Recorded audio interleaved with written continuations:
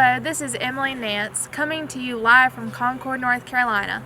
I will be interviewing various married couples in hopes of discovering the key ingredients to a successful marriage. Hello, Lydia. I appreciate your help with my sociology project. I know you and your husband, Bill, have been married for quite a while now. I am hopeful you will share your secrets to a successful marriage. I would like to ask you a few questions, and I appreciate your honesty. First of all, how long have you and Bill been married? Bill and I have been married for 31 years. We met in college at Catawba College in Salisbury, North Carolina, and we met in music for elementary school teachers class. Okay. And when you first began dating, what qualities attracted you to Bill? Bill was the most gentle man that I think I've ever met, and I don't know why, but I thought to myself, boy, he'd make a really good father, and I wanted children. Do you feel like your love for Bill has changed over time? Has it grown, and if so, in what ways? I think our love has grown and changed over time, and I think probably other people have told you this too. At first, it's like a really strong attraction and you want to be with that person all the time, but it turns into just a deeper attachment and a friendship. If I asked you to name a few ingredients for a successful marriage, what would some of the ingredients be? I think the way that you view marriage in the first place. Bill and I both come from broken homes, and we knew that we never wanted to be a part of that. And we didn't have the vocabulary for it at the time, and I wasn't a Christian at the time, but I've since learned that marriage should be viewed as a covenant and not as a contract. Whereas a lot of people now will view marriage as, I will stay with you until you don't do this for me anymore, or don't do this, or don't do this, and they break up. I'm not happy, but if you view it as a covenant, you stay together no matter what. And I have heard that some couples promise one another that they will never go to bed mad. Do you and Bill have any such rules regarding your actions towards one another? I don't think so. We go to bed mad at each other a lot. But Bill is the kind of person who internalizes a lot of things and won't talk about it for a while. So I have learned that I need to give him space instead of confronting him right away and say, talk to me, what's wrong? And we'll just talk about it a few days later. What advice would you give young couples who are considering marriage? I feel like you probably ought to make sure that you have the same values. Maybe you have the same view of, I don't want to ever be divorced. It helps if you know how many children you want to have, if you want to have children, that type of thing. And when you and Bill first started dating, how did your family feel about you dating a man of another race? Were they okay with it, and how did that make you feel? My family was not okay with it at all. My parents were divorced. My father disowned us. Let me start with my mother. My mother, first of all, wrote me a 7-page letter telling me how I was forsaking my culture, and we did not communicate for a long time. And my father disowned me for probably about 7 years until I was diagnosed with stage 4 stomach cancer that had metastasized to my liver. And then he came and saw me in the hospital and said, I never wished ill for you, and he mended our relationship then. That's good. So your relationship with your parents is good now? It is good now. My father has since passed away, but he was our biggest advocate before he passed away. And he was the biggest advocate of my children before he passed away. And my mother is now here in town, and our relationship is fine. That's good. Well, it has certainly been a pleasure meeting with you and hearing your marital advice and learning your key ingredients for a successful marriage. My wish is that you and Bill have many more years together. Thank you. Hello, Frank and Jimmy Melton. I appreciate your help with my sociology project. I know the two of you have been married for quite a while now. I am hopeful that you will share your secrets to a successful marriage.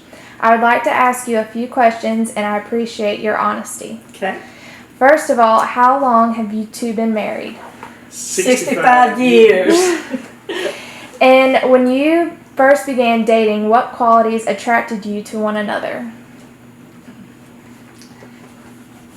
I'll go first. You go ahead. We really were at church, and I think basically the church was important to us as kids, and also being a part of a youth group. That we were a part of a youth group together, and that's where we really met. And the principles of the church, I think, was one of the reasons that brought us to that church. What church stands for. Frank's family was very active in the church, and mine was not. And I saw in him and his family the qualities that I wanted in a family of my own. It was something that I had always missed having. Not that my parents were bad. They were not bad people at all. They were good people. But we didn't talk about Christian values. We didn't talk about Christ, even though I saw those values exemplified. If anyone had need, they always reached out. But at the same time,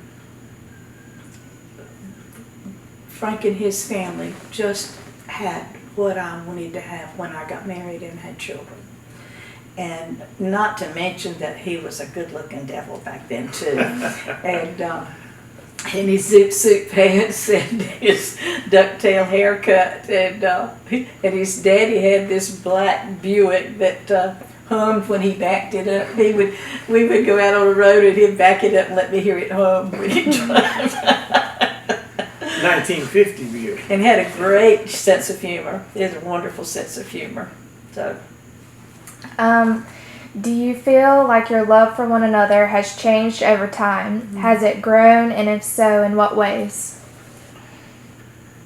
It's, I think it grows because of being together so long. There's so much likeness in the two people that you have so many things that attract you the same way that attracts the other. We have, it's part of growth with two people being one. We have much the same interest.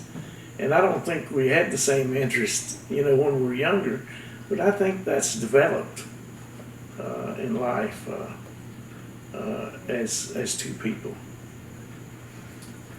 And we still have some different interests. Because I love the mountains, and I could go up there and stay all summer, but he does not care for them at all. I like the beach. He puts up with the mountains too, because he knows it makes me happy. But anyway, but love, from what we had when we were younger, it was a more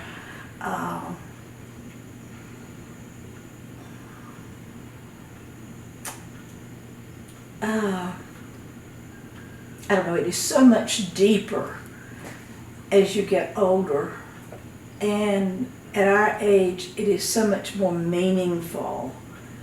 There is a love now that is just hard to describe. It is just, there's a depth to it that I don't think is when you're young.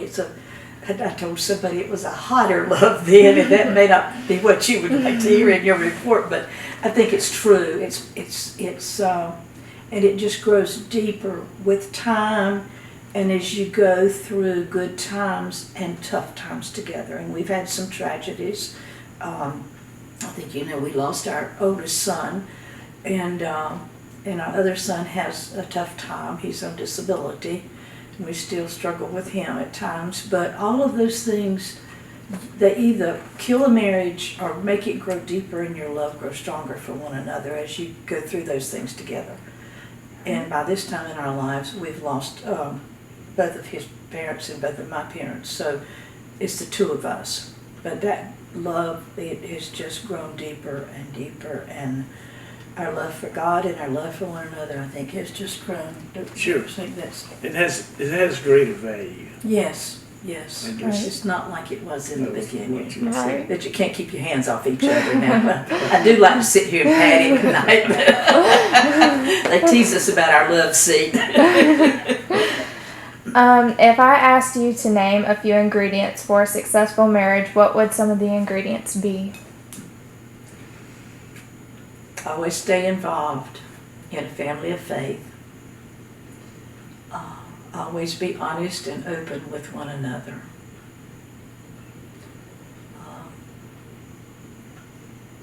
I don't think you always have to have all of the same interest all the time. I think it's good to bring some variety into the relationship, but be sure that everything before you get married is, there are a lot of things that are compatible.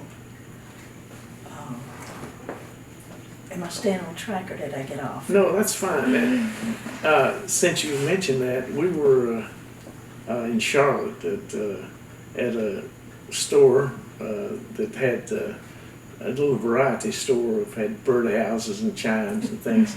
Jim and I were walking around in that room, and the lady that worked there said, "Is that your wife over there?" Jimmy was looking at the birdhouse or something, and I said, "Yes, that's my wife." She said, "How long have you been married?" And I said, 60 years at that time. And she said, "If you could encapsulate that in one word, what would that word be that's kept you married for 60 years?" And I said, "My word is compromise." It does take a lot of compromise. So that is one of the key ingredients, I think. Give and take. Yes.